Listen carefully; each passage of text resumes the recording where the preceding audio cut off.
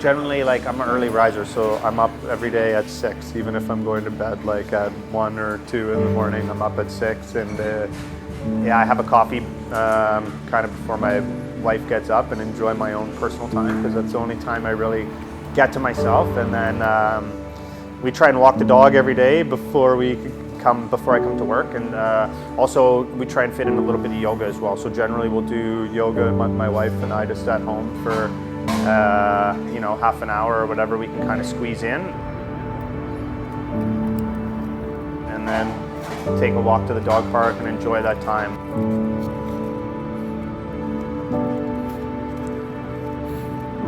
Come on, kitty, let's go. Even when the hours are crazy for both of us, we try and make sure we can kind of squeeze in that small amount of family time for our peace of mind, I guess, sort of. Yeah, lots of times in the morning too, like Jiro will walk with me, with the dog to work. Love you. See you. Have a good day. I'll talk to you soon. Okay. Bye, Snoopy. See you soon. Okay.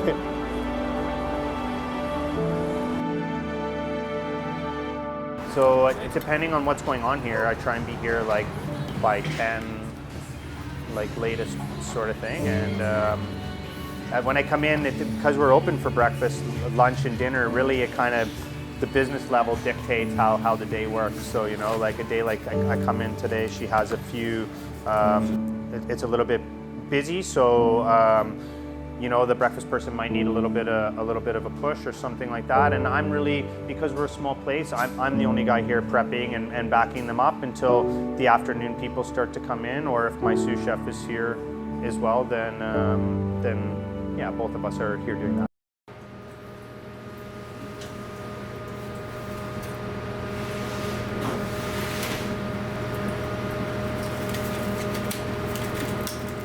I grew up in Caledon, just like 45 minutes northwest of Toronto, and you know, going through like high school and stuff, I wasn't really too sure what I was going to do for my career. I was into skateboarding and stuff and wasn't too focused on my academics.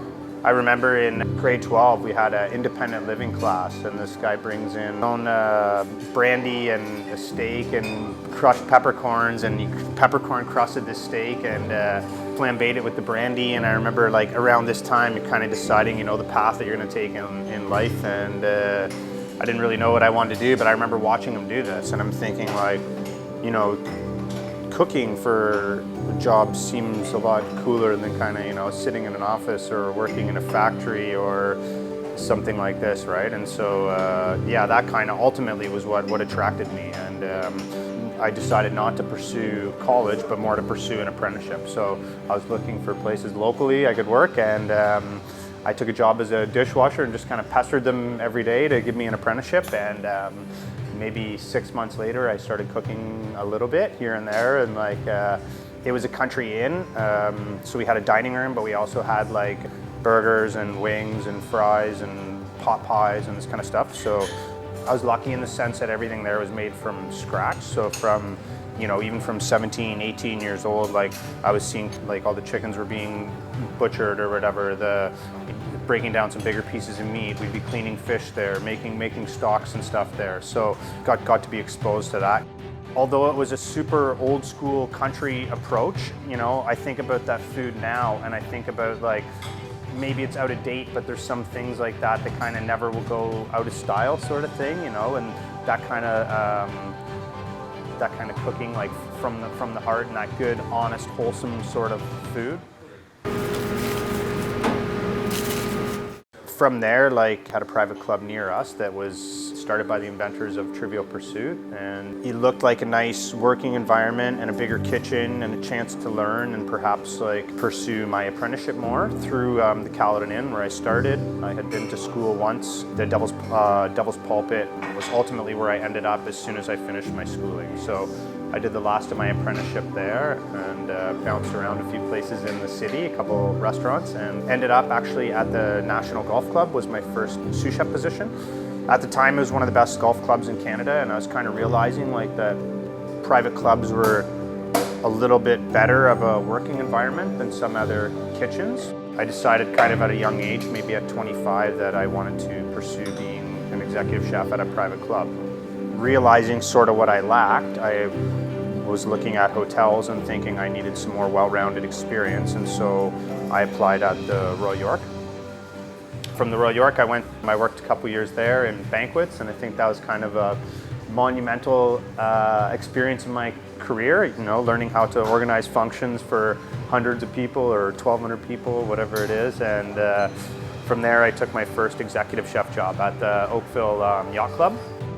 I opened my own restaurant back home where I grew up, and kind of built relationships with the farmers. And like, you know, I knew my pig farmer. The guy I was getting vegetables off of was 3 kilometers away, and I knew the girl who was raising my chickens and raising my eggs and stuff as well.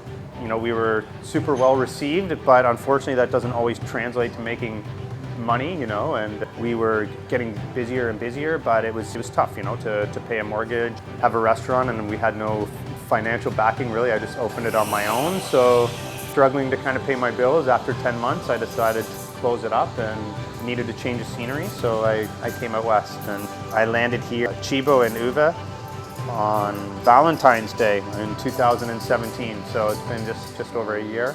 I'm here now.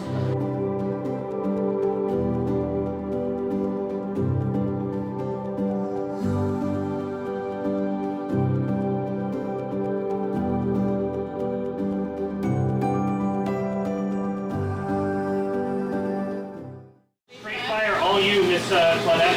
2 tuna, 2 ling cod, 1 chicken. Get that chicken in right away. Yeah, I know. Already? Yeah. Do the other one first. Yeah. Okay. And then there's more. We have the bread. Hey, can you do me a favor and take the tofu ketchup and the olives for me, and you're going to table 9? What's wrong, sorry? Nothing. The pasta came up before their bread and stuff. So I just wanted to go up first.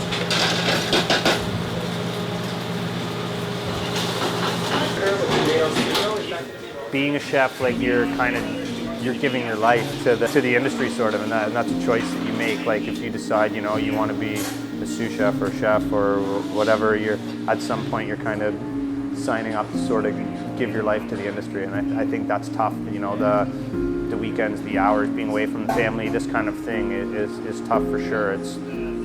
That's all I've done for the last 21 years, so it's kind of, I don't know I know anything different really anymore, but it's a satisfaction, I think, when you put up a dish or you know, you see someone enjoying something that you made, or someone comes back and tells you, you know, like, this is the best of whatever I've ever had, that kind of thing.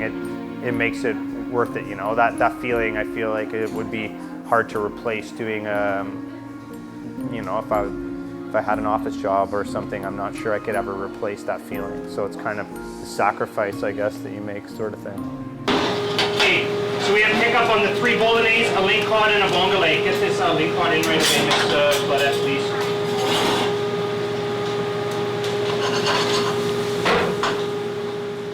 You know, here in BC, we have access to all this great local seafood, this great local sustainable seafood. In Ontario, we don't have that same kind of luxury, or when we get it, it's not the same kind of quality. So when I was in Ontario, you know, I'm using things like, I'm using rainbow trout because those are coming from closer by. I'm using pickerel, this kind of thing, right? Like, I'm using whatever, like, vegetables are in season. So if, like, you know, if beets are in season, carrots are in season, this is kind of what we're using, right? Like, always there's going to be little things that are coming from other places and things you have to use, sort of, but as much as you can, you stick to that. And like here, like I was mentioning, the seafood, so a lot of the menu is very like seafood driven in it.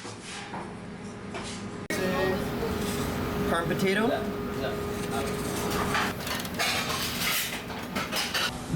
I'm not sure if I have a biased opinion, or maybe I'm out of date, because, you know, for the last 3 or 4 years that I was in Ontario, I wasn't right in Toronto, but I was super impressed by Vancouver's culinary scene. And I think for a small city, it's got loads of talent and you know, tons of incredible restaurants. So yeah, you know, like Alex Chen, I think from Boulevard is just killing it. I think, like, to me, I think like he kind of sums up like the perfect example of what Vancouver food is, you know, like has that kind of I don't know, I hope like I'm not, maybe me speaking about his food is wrong sort of thing, but from my like perspective or whatever, like he has that kind of Asian influence. There's definitely a huge like seafood influence or whatever, you know, some French, some Italian, like it just seems like very Vancouver, if I could think about like what sums it up sort of. Even if it's 10 o'clock at night or 11 o'clock at night, generally we try and have a meal together at home, my wife and I, unless she's working late, so yeah. That's our relaxing part of the day, I guess, yeah.